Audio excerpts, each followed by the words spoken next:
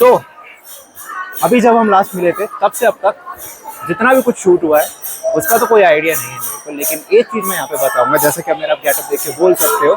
फिलहाल तिरुपति तिरुमला श्री वेंकटेश्वर स्वामी मंदिर में हम पहुँच चुके हैं और यहाँ पे जो सबसे जो पीछे दिखाई दे रहा है ना, दैट गोल्डन वन, वहाँ पे जूम करता हूँ। या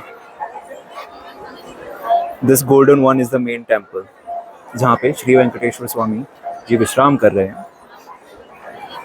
एंड इसके आगे वाला ये है गोपुरम। यहाँ पे भीड़ कितनी है इसका अगर एक आइडिया चाहिए तो देख लो भाई साहब, भीड़ बहुत ज्यादा है यहाँ पे। एंड जैसे मैंने कहा कि अभी जो सीन चल रहा है ना, ये वेकेशन वगैरह सबके खत्म हो गए और सबने लोगों ने आना यहाँ पे चालू कर दिया है, उसकी वजह से भीड़ दिख ही रही है। इसीलिए भी जो वेटिंग टाइम चल रहा है अंदर वो 40 घंटे तक पहुंच चुका है दर्शन करने के लिए, फ्री दर्शन करने के लिए।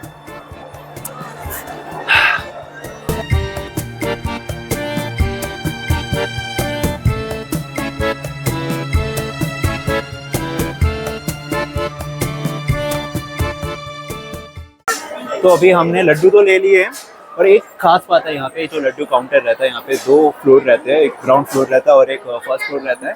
मेजर जो क्राउड रहता है, मेजरली क्राउड यहाँ पे लड्डू लेने के लिए जो आता है वो ग्राउंड फ्लोर पे रहता है और फर्स्ट फ्लोर पे बहुत कम ही जाता है। फर्स्ट फ्लोर पूरा खाली पड़ा रहता है, जो कि अभी था और जिसका हमने फायदा उठाया।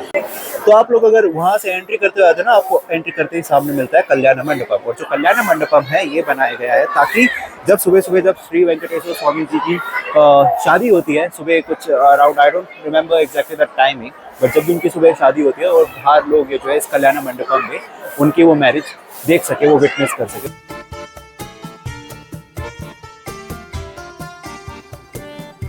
प्रसाद कॉम्प्लेक्स, यहाँ पर आपको ऊपर दिख रहा होगा सॉलिड प्लेट लगी हुई है, यहाँ पर पूरा सॉलिड कॉम्प्लेक्स है। तो यहाँ पे बेसिकली अगर आप अमृतसर वगैरह जाते हो और वहाँ पे आपको वो लंगर वगैरह करने को मिलता है, सेम बेसिकली यहाँ पर ये आप यहाँ पर आके उस हिसाब से टाइमिंग के हिसाब से यहाँ पे चलता रहता है। तो सुबह breakfast, then snacks, then lunch, then dinner, सब टाइमिंग के हिसाब से चलता रहता है। आप उसके हिसाब से यहाँ पे आके कर सकते हो।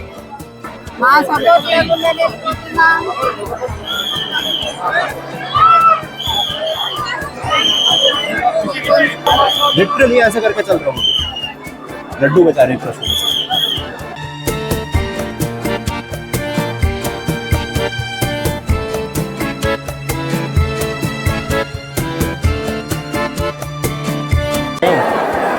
तो अगर आप अंदर जाते हो तो 2 तरीके के ऑप्शन होते हैं, जो कि आपके लक के ऊपर डिपेंड करता है कि अगर आपका लक अच्छा है तो फाइन डाइनिंग में भी मिल सकता है, और अगर आपका लक थोड़ा सा अच्छा नहीं है तो वो बुफे पे भी मिल सकता है। और अगर आपको सिर्फ खाने से मतलब है फिर क्या ही फ़र्क पड़ता है, कहीं भी जाओ।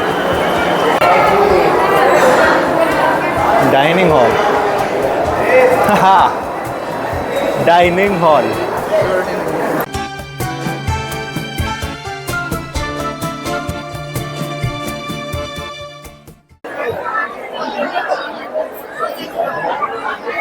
खाने के बाद वहाँ से आ गए हैं। सच बोलूं खाना बहुत स्पाइसी था मेरे लिए, और अपार्ट फ्रॉम दैट बहुत सही लगा। लेकिन एक चीज़ नोटिस करिए, आने के लिए भी भीड़ और जाने के लिए भी बाहर उतनी ही भीड़ है। या नाउ सी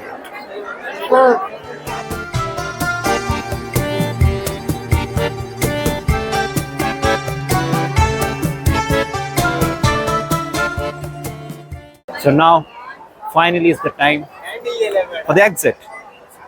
एंड जो मैं बोल रहा था पहले कि दर्शन नहीं हो पाएंगे, 99.7% जो था अब 100% हो गया है।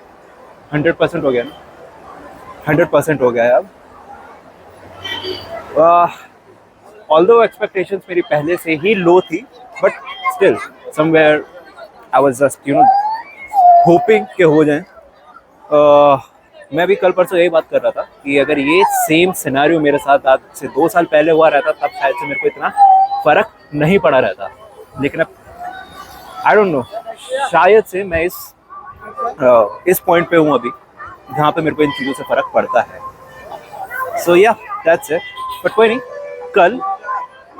कल या परसों हम इसके लिए एक जिस मेन चीज़ के लिए मैं यहाँ पे आया हूँ, that is to cover that festival, उसके बारे में बहुत जल्द बात करते हैं।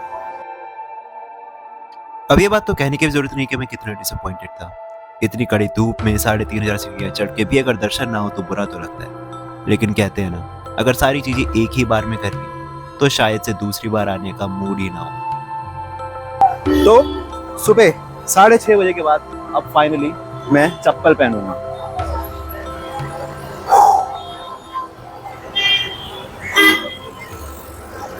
क्या फील है, क्या कंफर्ट है। मैं समटाइम्स आई फील इन चीज़ों को हम बहुत लाइटली लेते हैं, बहुत कंफर्ट है। तो अब हम यहाँ से नीचे उतरने के लिए तिरुमला से तिरुपति जाने के लिए वापस बस में बैठे हैं।